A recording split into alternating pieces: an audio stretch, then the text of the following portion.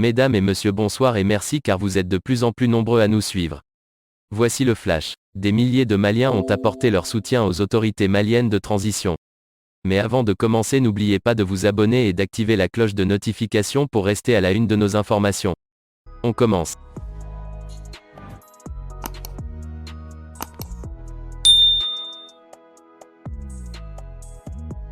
En prélude du sommet des chefs d'État de la CEDEAO sur le Mali et la Guinée qui se tient ce dimanche 12 décembre, des milliers de personnes se sont réunies cet après-midi à Bamako.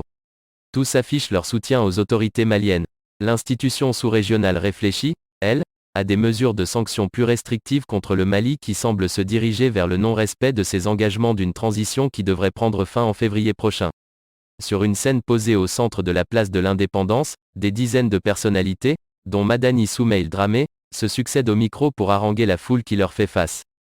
L'objectif pour ces quelques milliers de Maliens est de montrer leur soutien aux autorités en vue d'une prolongation de la transition. Et tout comme dans les salons, l'argument invoqué en priorité par beaucoup, comme Madani Soumaïl Dramé, est la lutte contre l'insécurité. La guerre est partout, des tueries se produisent dans toutes les régions, de plus en plus de personnes deviennent des réfugiés et viennent se rajouter au nombre des habitants des grandes villes. La situation est très complexe et si on doit parler d'élections, ce sera compliqué de les organiser.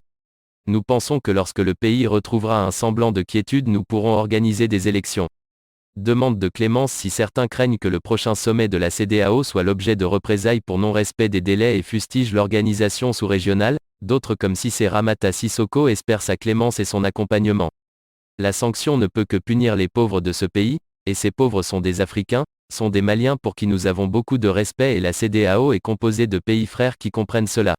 Et moi je ne doute pas, je suis sûr qu'il y aura des solutions, il n'y aura pas de sanctions, le Mali s'en sortira et la CEDEAO comprendra que cette transition est une solution pour le moment, pour notre pays, et nous n'avons pas besoin d'autres problèmes.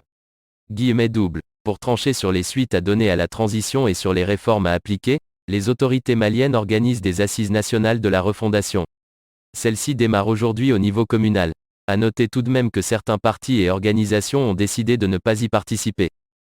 Eh bien les amis, c'est déjà la fin de notre petit flash d'infos. Mettez-nous un pouce bleu si le contenu vous a plu et à bientôt pour de nouvelles informations.